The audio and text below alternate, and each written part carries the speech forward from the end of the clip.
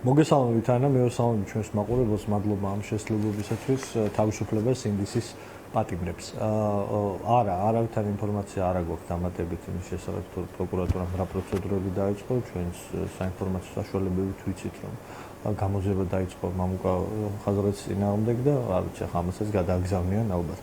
რა მიზანსაც ემსახურება მთელი ეს სპირიტიზმის სეანსი, რომელსაც თეადეიშვილი ეს რაღაცა ბოროტების და ღვარძლის კოლექტორი, რომელიც ახლა დასვეს იმ კომისიაში რაღაც ტროიკის ხელმძღვანელად, ისეთ ხმით ლაპარაკობდა, ახლა რო გისმენთ, მეგონა რომ სულს იძახებდა ვიღაცის. ეს არის მხოლოდ პოლიტიკური დევნისთვის გამიზნული პოლიტიკური მასკარადი არალეგიტიმურ პარლამენტში, რომლის მიზანიც გამოჩნდა მეოთხევე სხდომაზე.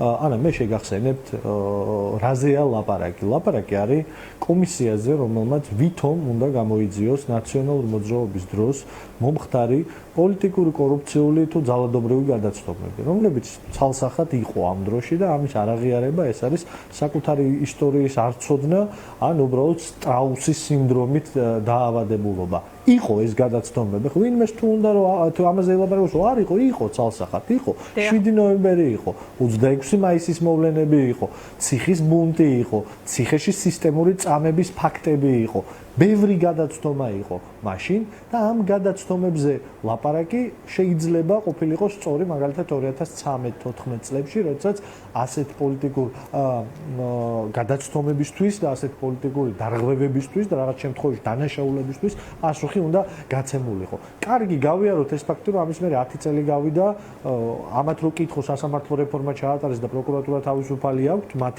მათივე ნათქვამით, მაგრამ ვერაფერი ვერ გამოიძიეს, ვერაფრამდე ვერ მივიდნენ, ხო? და 10 თუ 12 წლის თავზე გადაწყვიტეს, რომ ეს კომისია ეწარმოებინათ. კარგით, აწარმოეს. ამ კომისიაში დავარებული იქნა ვანო მერაბიშვილი, შინაგან საქმეთა მინისტრი, მაშინდელი, რომელსაც ბევრ ამ გადაცდომებიდან თანამონაწილეობს გირგულიანის ამბავზე, სხვებზე ამ საკითხებს დაკითხული იქნა. არ ყოფილა. ადეიშვილს ვერ კითხავენ, გავიგე, მისი მოადგილე გივი მიქანაძე იქვე უგდიათ სადღაც ოთახის კუთხეში მაგ კომისიაზე. გივი მიქანაძე დასვეს მაგ სკამზე და გამოკითხეს ციხის ბუნტის დროს ის რასაკეთებდა თვითონ და ადეიშვილი რასაკეთებდა, არ გამოუკითხავთ. ბექაოდიშარია, დათოსონ ღულაშვილი, სხვები გამოკითხეს ფულს რატო აძლევდა. ივანიშვილი გამოკითხეს ფულს მიშა სააკაშვილს რა შეაძლევდა. 7 ნოემბრის მერე რას აფინანსებდა ივანიშვილის რეჟიმის დროს. 7 ნოემბრის მერე ივანიშვილი რას აფინანსებდა სააკაშვილის დროს. ეს ყველაფერი გამოიკვლიეს არა. მეოთხე სხდომაზე ამოქეკეს საიდანღაც რაღაცა შიფროს მაგნატი და თავის მოქმედ პოლიტიკურ ოპონენტებს, მამუკა ხაზარაძეს, ბადრი ჯაფარაძეს, ვისი პოლიტიკური დღევანდელი მდგომარეობის ყველაზე მეტად ეშინია, ასე გამოჩნდა ივანიშვილს, ხო?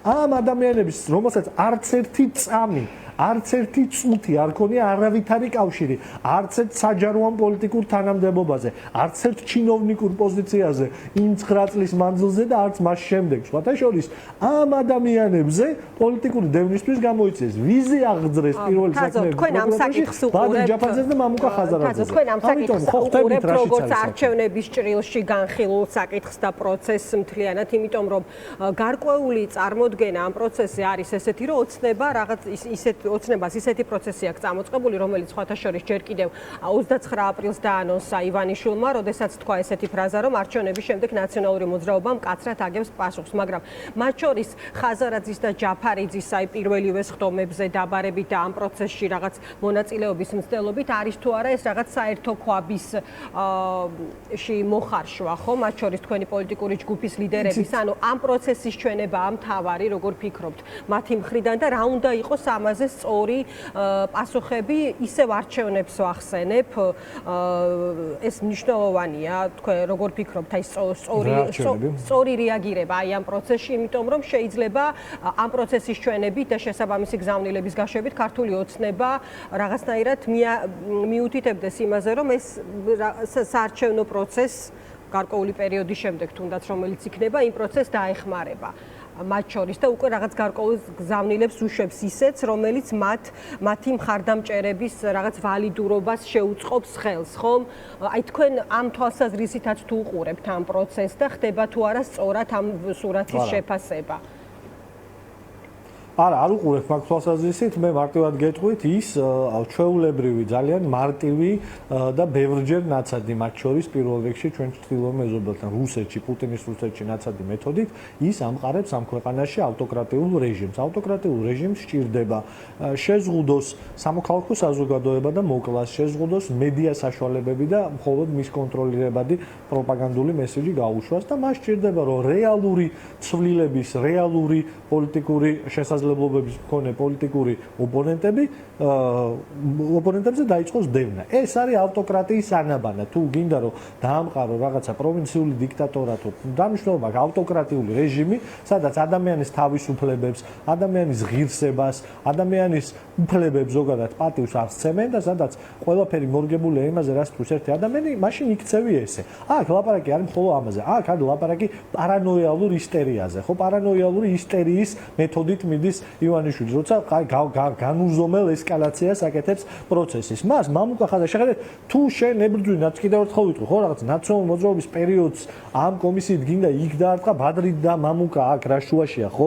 ამას ხო ვერ გაყიდან, ხო გამოვიდა ის ხო და ამიტომ გითხარით, ანუ საერთო პროცესში რაღაც ჩახარშვის სურათს ქმნის, ხო, ამით ქართული ოცნება, იმ ცნობილ ცდელობა ოღონდ კი, ანუ ცდელობა ოღონდ არ გამოვიდა, გუშინვე გაირკვა, რომ ეგ არ გამოდის. არ გამოდის, შეხედეთ, ჩვენზე არ გამოსდის, ეგ ამბავი არ გამოდის. აი, რამდენი წერია, ანუ არ არიან სარწმუნოები, არ არიან სარწმუნოები.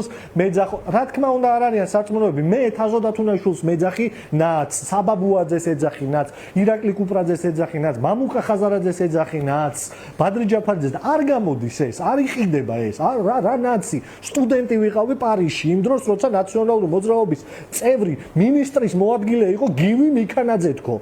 ფულს რო აკრიდა და სკამზე ფეხებს შემდგარი სადღეგრძელოებს რო სვავდა და რომ ღეროდა ბექა ოდიშარია ნაციონალური მოძრაობის შარაფებში, მაშინ მე სტუდენტი ვიყავი პარიზში. საბაბუაძე სტუდენტი იყო რა გრონინგენში. არ ვიყავით, ირაკლი კუპრაძე მე მგონი სკოლის მოსწავლე იყო საერთოდ. ბადრი და მამუკა აშენებდნენ ამ ქვეყანაში ყველაზე დიდ ფინანსურ ინსტიტუტს კერძო სექტორში, რომელსაც არავით არის წილიც კი აღმოცენებაც კი ამ ფინანსურ ინსტიტუტს არ ყოფილა რომელიმე სახელმწიფო ბანკისგან განსხვავებით მისი კონკურენტებისა, რომელიც სახელმწიფო ბანკის პრივატიზაციის შედეგი იყო. ასეთი ხალხი ვართ ჩვენ. არ გქონია შემხებლობა გივი მიქანაძესავით, სისხლში ხელები არ აგვაქვს გათხრილი. ბიძინა ივანიშვილისავით მამუკა ხაზარაძე არაფინანსებდა იმას რა ქვია სააკაშვილის გადაცდომებს და სააკაშვილის რეჟიმს არაფინანსებდა. გაიგეთ, ამაშია საქმე. მარტივი ამბავი არის ისა რა ქვია მაჟორიტარები არ ყოფილან ჩემი პარტიის წევრები იმასავით რა ქვია ვასიკო ჩიგოგიძესავით და ანზორ ბოლქვაძესავით ნაციონალური მოძრაობის ხუთიანით არ დარბოდა ამ პარტიაში არავინ. ამას ვერ აკეთებენ. ეხა უბრალოდ უნდათ რომ პოლიტიკური ნიშნით პროკურატურის და სისხლის სამართლის დევნა დამოკლეს מחვილივით დააკიდონ ამ პარტიის ლიდერებს. იმიტომ რომ სხვა გამოსავალი არ დარჩა. რეალურად არც ბოლომდე მიიყვანონ ეს პროცესი. არც ბოლომდე მიიყვანონ ეს პროცესი, მაგრამ კიდევ ერთი საქმე დააკიდონ ამ პროცესში. აი ვერ გეტყვით, შეხედეთ, ჭკუა არაჯანსაღი ფსიქიკის ადამიანების პროგნოზირება არის ძნელი, შეუძლებელი. მე ამ რაღაცა საქმით არ დავკავდები. მე არ ვიცი რა იქნება შემდეგი ნაბიჯი. პოლიტიკურ დევნას აქვს, ისეთ შიშველ და ძალადობრივ პოლიტიკურ დევნას აქვს ადგილი, ეხა აქ როგორიც არის გუშინ ბატონ ლეონიძემ რაც ილაპარაკა, ეხა იქიდან დასკვნა ხო შეიძლება გამოიტანო, რომ არავითარი კავშირი არა აქვს ამას იმ კომისიის პრეროგატივებთან. ნუ ის კაცი იძახის რომ 12 წელია თქვენ პირობებში ოჯახაშენებულებო სიმართლე ვერ ვიპოვეო, ამას ეუბნება. პირდაპირ კახა კალაძე კორუფციაში დამხრჩვალი, აი ცხვირს რო ვერ ყოფს კორუფციიდან, კახა კალაძე არ მაძლევს ჩემ ქონებას, არ მიბრუნებსო. თქვენი პროკურატურა არ იძებს, თქვენ სასამართლოს გაჭედილი აქო. ესენი ელაპარაკა ამ კაცმა ძირითადად, ხო? ის ამბები მოყვა რაღაცა რომანტიული ისტორიები და მე ეს მოყვა. აი ეს სიგიჟე არაფერი არ გამოვიდათ, მაგრამ მაინც ხო მიზანი რა იყო? ადეიშვილი მართლა ეხა იქ სერიოზული სახით რო ლაპარაკობს, თითქოს რამეს წარმოადგენს. მართლა რამე კი არ არის. ერთი ჩვეულებრივი მოლაპარაკე პირია, რომელსაც ივანიშვილმა დაავალა ეხა რომ შენ უნდა კი წულუკიანს. არა, ადეიშვილი თქვით და იმიტომ.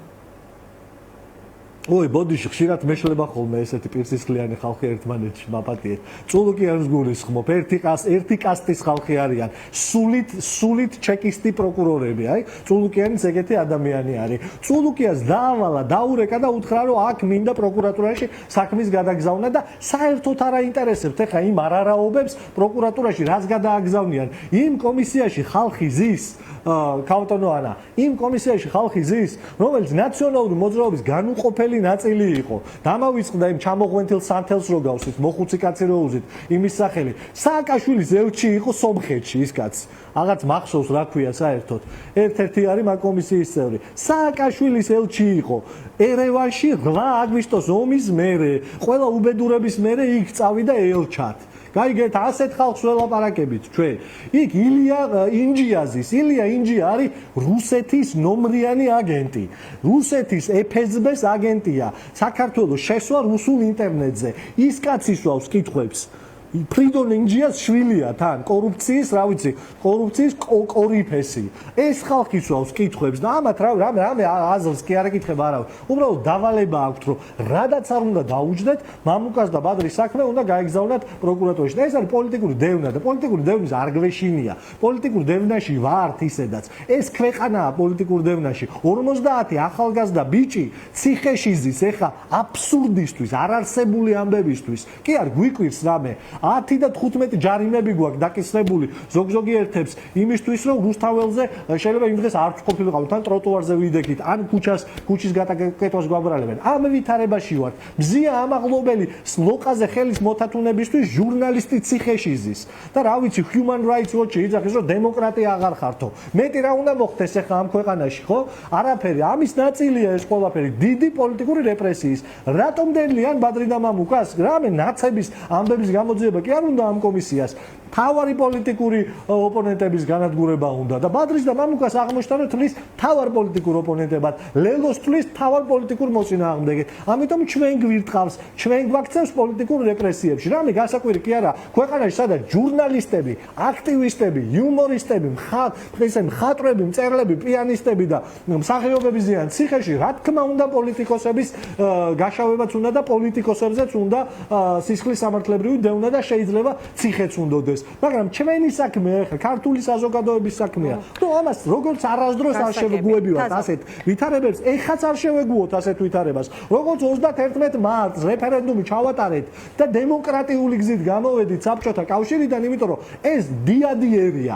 საქართველები ვართ დიდიერი, რომელსაც შეუძლია გადამწყვეტ მომენტში მოიკრიფოს ენერგია, მერაბ კოსტავას სიტყვების არ იყოს, ერთ მუშტად შეიკრას და შეცვალოს ის, რაც მას წიხლს აბიჯებს. და რუსული ჩეკმაა ესეც. როგორც რუსული ჩეკმა იყო საბჭოთა კავშირი, ესეც არის რუსული ჩეკმა, რომელსაც სახეზე გვაბიჯებს და აქედან უნდა გამოვიდეთ. მოდი, ერთი კითხვა მაქვს თქვენთან, აი როგორ ფიქრობთ, არის კალენდარული არჩევნები, როცა იქნება თვითმმართველობის კონკრეტულად, მაგრამ ოპოზიცია არის ესეთ რეჟიმში და საზოგადოება ისინი მუდმივად ცდილობენ ზეწოლის მოხდენას, ცდილობთ ხელისუფლებაზე რომ დაანიშნოს ახალი არჩევნები. აი ამ კონტექსტში მინდა კითხოთ სწორედ, როგორ ფიქრობთ, აი ეს პროცესი ახლა რომელსაც ჩვენ თვალს ვადევნებთ, რეალურად ეხმარება ქართულ ოცნებას, ანუ რო ამოვიდეთ იმ დაპირების შესაძლო შესრულებიდან, რომელიც ჯერ კიდევ 29 აპრილს გასცა ივანიშვილმა, რომ არჩევნების შემდეგ სწორედ ნაციონალური მოძრაობა გასამართლებოდა და აგებდა მკაცრად პასუხს რამდენიმე საკითხთან დაკავშირებით. აი ამ ჭრილზე რისი თქმა შეგიძლიათ კონკრეტულად და აი ამ ჭრილში რა უნდა იყოს სწორი რეაგირება და სწორი პასუხი, მათ შორის ამომრჩევლის ფაქტორის გათვალისწინებითაც თაზო თქვენი მხრიდან. ვაიდა წინასაარჩევნო პროცესია ეხა ქართული ოცნება და მხოლოდ ამისთვის ჭირდება ეს პროცესი. ხო კი არავის გაასამართლებს და დასჯის რეალურად, მაგრამ ისევ ჩირკს მოსცხებს, ისევ ახსენებს იმ სხვადასხვა პროცესებს მასთან დაკავშირებით, აფილაციას დააკავშირებს ერთმანეთს, ერთ ქვაბში მოხარშავს. აი ეს სურათია მიზანი და ამ დროს ამას რას უპირისპირებს სტრატეგიულად ოპოზიცია, რომელიც წესით ასევე უნდა ემზადებოდეს, ხო, არჩევნებისთვის, იმიტომ რომ აი შეიძლება ზეწოლის შედეგად, ან არ ვიცი, რაღაც გადაწყვეტილებით გამოვიდეს ოცნება და თქვას, რომ ხვალ არჩევნებია. ზეწოლის. ანა, შეხედეთ, მე არ ვარ პოლიტიკური ანალიტიკოსი, რომ ანალიზი გავაკეთო ივანიშვილმა რა იბოდა მაშინ. არა, პოლიტიკურ შეფასებას გთხოვთ, ვიცით. ხო. პოლიტიკური შეფასება შემიძლია გავაკეთო იმისა, რომ ივანიშვილმა არ ვიცი რა ილაპარაკა ნაციონალურ მოძრაობაზე, დღეს ხო არ არის ეს აქტუალური, ხო დავინახეთ, რომ არ არის აქტუალური ნაციონალური მოძრაობა, არაფერ შუაში არ არის. პოლიტიკურ ოპონენტებს ერჩის და პირველი დაიწყო მამუკა ხაზარაძიდან და ბადრი ჯაფარიდან, ანუ ლელოდან დაიწყო პოლიტიკური დევნა, ხო? რაღაცა მზია ამაღლობელი დაიწყო მედიაზე დევნა, აქტივისტებზე, რა თქმა უნდა, ანდრო ჭიჭინაძეზე, სხვაჩოს ლელოს წევრებით, მათ შორის ვეფხუია კასრაძე და ვასო კაძელაშვილის დაიწყო აქტივიზმის დევნა და ამის ჩახშობა და პოლიტიკური დევნა და პოლიტიკური ნადირობის სეზონი გახსნილად გამოაცხადა ლელოთი. ამაზე შემიძლია გიპასუხოთ, რომ ეს არის ამას აკეთებს პოლიტიკურ მარწუხებში აქცევს. ჩვენ ხედავთ, რომ საერთაშორისო თვალსაზრისით ბურუსი იფანტება და ამათ არავინ გერჩი არ დაუდგება და არავით არის პოზიტივი ამათკენ არ წამოვა. ამას ხედავენ უკვე. ხო ხედავთ ტრამპის ადმინისტრაციაზე დაიწყეს ლაპარაკი, რომ რაღაცა არ აღწებულ deep state-ს თუ დაამარცხებს ხო ეხლა, იმიტომ რომ ვიხდენ რომ იქაც არავინ არ არის მათი მოკავშირე. დაინახეთ რა ხდება ევროპაში და გერმანიამ დაასანქცია და გერმანია როდესაც ასეთ ნაბიჯს გადადგავს. ეს ნიშნავს რომ ევროკავშირმა საბოლოოდ დაუშვა თავის დიაგნოზი ამ რეჟიმს და მოძალადეებს და მწამებლებს ამ ქვეყანაში. აი ეს ყველაფერი მიდის პოზიტიური მიმართულებით. პროტესტის თავისთავად გაღვივდება, როდესაც გაღვივდება და ახალ ფაზაზე გადავა, როდესაც ჩვენ ვხედავთ რომ აი ავტოკრატია ესე შიშულად ყარდება ქვეყანაში, პოლიტიკურ ველზეც ლელოს სახით მათ ძლიერი კონკურენტი ყავთ და აი ეგ რაღაცა კონსოლიდაციის და კოორდინაციის ნიშნებიც უკვე გამოკვეთილად ჩანს და ამ პოლიტიკურ ვითარებაში, როდესაც ყველაფერი იქითკენ მიდის, რომ კვანძის ჩვენთვის სწორად გაიხსნას, საქართველოს მოქალაქეებისთვის სწორად გაიხსნას და დემოკრატია გადარჩეს, ის უარეს ჭაობში გითხრევს ამ ქვეყანას. ეს არის ძალიან ბუნებრივი ვირთხის კომპლექსი ქვია. ამას ძალიან ბუნებრივი ქმედება მისი მხრიდან და აი ამაში არის გადასული. ის პოლიტიკურ დევნაშია გადასული. ეხლა რა შეეხება არჩევნებს? ჩვენ კიდევ ერთხელ გავიმეორებ, ხო, ისტორიული ექსკურსი რო გავაკეთოთ 31 ოქტომბერს რეფერენდუმის სახით გავაგდეთ ამ ქვეყნას საბჭოთა კავშირი. ჩვენ მშვიდობიანი ხალხი ვართ.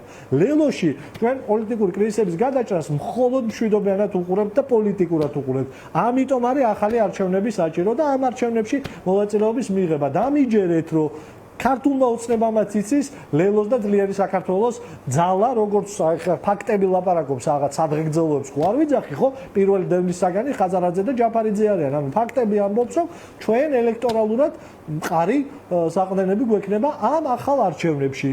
ამიტომ რა თქმა უნდა მზად ვიქნებით, რა თქმა უნდა ამ არჩევნებში შევალთ ნებისმიერ მომენტში, ამ გამოწვევას მივიღებთ. მარტო ჩვენ კი არა, ეს საზოგადოება მიიღებს ამ გამოწვევას. საზოგადოებაში მომწიფდა ცვლილებების მომენტი. ამ ცვლილებების მომენტში ეს საზოგადოება მყარად და ერთ მუშტად დადგება და შეცვლის. ჩვენ მზად ვართ ამ არჩევნებისთვის, ამ არჩევნებს, რომელსაც ვითხოვთ ამდენი ხანია იმისთვის, რომ ეს კრიზისი განიტვირთოს. ახალ საპარლამენტო არჩევნებს, ამ არჩევნებისთვის რა თქმა უნდა ცალსახად მზად ვართ. პოლიტმატიმრებიც გამოვლენ გარეთ, ეს ახალი არჩევნებიც ჩატარდება და საქართველოს აღარასდროს აღარ დაუბრუნდება იმ ჭაობს, რასაც 250 წლიანი რუსეთი ქვია ამ ქვეყანაში. თაზო, ჩვენ ვნახეთ რა იყო გერმანიის ელჩის განმარტება საქართველოს ევროინტეგრაციასთან დაკავშირებით, ანუ მთავარი კითხვა, რატომ აღარ განიხილავს ევროკავშირი საქართველოს გაფართოების კონტექსტში, ანუ ამაზე მკაფიო პასუხი, პრინციპში ფიშერი ბოლო პერიოდში უკიდურესად მკაფიოა და ამაზე შესაბამის შეფასებასაც იღებს, ხო, რაც მასზე ისაუბრეს და როგორც ის შეაფასეს ბოლო პერიოდში, მე მგონი ამაზე უარესი დიპლომატის მიმართ ალბათ წარმოუდგენელია, მაგრამ მაინც მინდა გთხოვოთ ამაზე შეფასება, აი კონსტატაცია, რომ საქართველოს დაახლოების ნაცვლად ევროკავშირს შორდება და მარტივი პასუხი, რომ პასუხისმგებლობა საქართველოს მთავრობას ეკისრება. ეს ისევ და ისევ შეიძლება რამე სიგნალი იყოს ოცნებისთვის, აი იმ ბურუსის გაფანტვის კონტექსტში, რომელიც თქვენ ახსენეთ, მათ შორის რომ ოცნებამ უფრო დიდ სურათში უნდა დაინახოს რეალურად სამომავლო ვითარება მასთან დაკავშირებით თუნდაც. შეხედეთ, მე არ მაინტერესებს ოცნება რას დაინახავს, მე არ მჯერა იმისი, რომ ოცნება რაღაც თავის გადაწყვეტილებით მიიღებს. ხო, არა, თქვენ თქვით, რომ ის ხედავს, რომ ბურუსი იფანტება და ამაზეც რეაგირებს შესაბამისად. შეხედეთ, ამაზე რეაგირებს, რა თქმა უნდა, მაგრამ მე აქ მთავარი ის არ არის, ახლა ოცნება, მე არ მგონი, არ მჯერა იმის, რომ ოცნება თავისით ჩანიშნავს ამ არჩევნებს, ჩვენ უნდა ვაიძულოთ ამ პროცესი, იქნება იძულების ჩამოშლის პროცესი. იდეალურ ვითარებაში ესენი ჩამოიშლებიან და არჩევნები ჩაინიშნება. მე ასე იძულების შედეგად ხომ თავისით ჩანიშნავს. ხო, იძულების შედეგად მან უნდა ჩანიშნოს. პროცესი აი სხვა გზა არ იქნება. შეხედეთ იმას კი არ ვიზახი, რომ ეს იქნება რაღაც აი მუჩიჩმა რაც გააკეთა, ხო, პოლიტიკური სვლა კი არ იქნება, ის იქნება სულად ჩამოშლილი, დისკრედიტირებული კრახის პირას და ასე ჩაინიშნება ეგ არჩევნები. მაგრამ დავარქვათ ხო, რომ ოცნება ჩანიშნავს.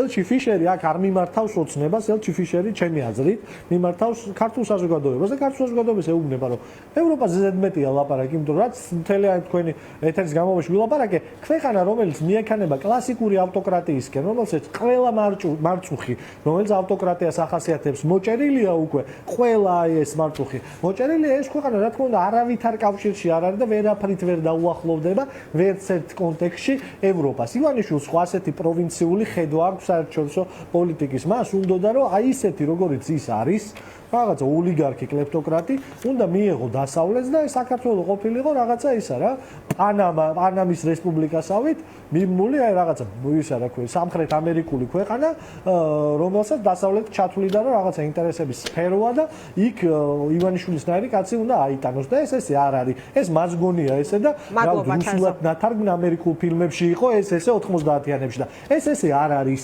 მას არავინ არ მიიღებს და ქართული ქვეყანა მიექანება ცალსახად ავტოკრატიისკენ. არა ელექტორალური დემოკრატია. ჯერჯერობით ეს შეფასება გვაქვს Human Rights Watch-დან. ანუ ეს აღარ არის დემოკრატიული ლიბერალური სახელმწიფო. აი ამაშია საქმე. დიდი მადლობა